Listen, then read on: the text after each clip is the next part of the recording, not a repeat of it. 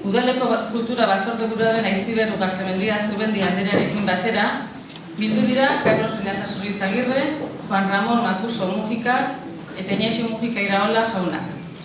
Idazkari lanetan eta akta jasotzen ahotsik eta izpideri gabe, Karbiña Agirre udaleko kulturteknikaria aritu da.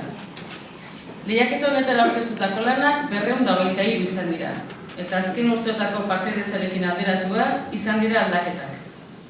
Batetik, 3 aurreneko kategorietan partaidetza orekatuagoa izan da, eta bestetik, eta garrantzitsuena, epaimaikidek azken urteotan azpimarratzen zuten landu gabeko idazkera hura hobetzen joan dela ikusi da.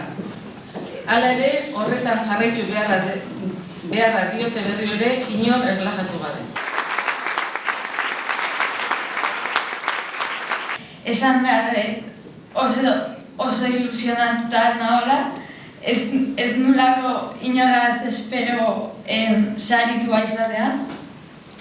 Eta eskerrak eman nahi dizkie epaimaiko guzti, eta nire familiakoidi, askotan haitu behar izan dituelako hitz berdinak errepikatuta.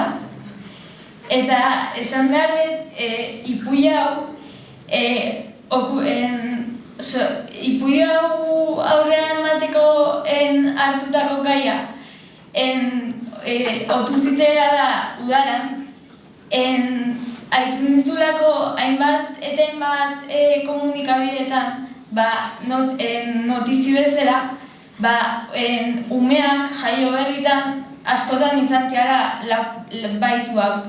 Nire animori berenak ematen dizkedala egoera hortan topatu dian famili horiei. Pentsatzetelako ez dela bat erresa izan behar, ume bat hola izan eta lapurtua izatea. Eta esperantza pixkatekin dena dela posible. Eskerrik asko.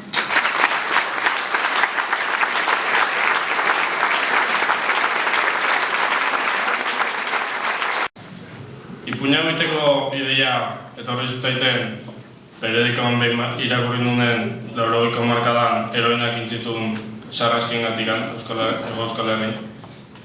Ipuina hau dedikatuta da drogatik ataia gazte guztiri, hausarri egutunak mundurri aurreiteko eta hortikan atera dianei. Eta gizarte osoari esateko holako pertsonek laguntza behar dutela, zetenok utxein ezagok bizitzan behin, baita bialdiz ere.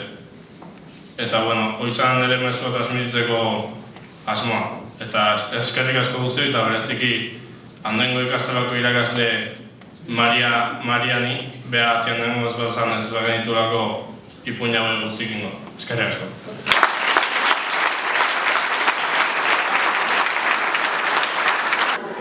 Lehenbiziko saria, 16 urtekin.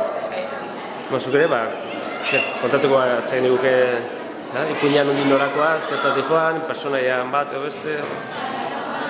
Nire ipuina tratu txarrei buruz dihoa, eta 2 pertsonai bakarrik agertzen dira, bat protagonista eta narratzailea dena, eta bestea baita protagonista bestela agertzea. Bat da tratu txarrak jasaten dituna eta bestea erasotzailea izango zana. Eta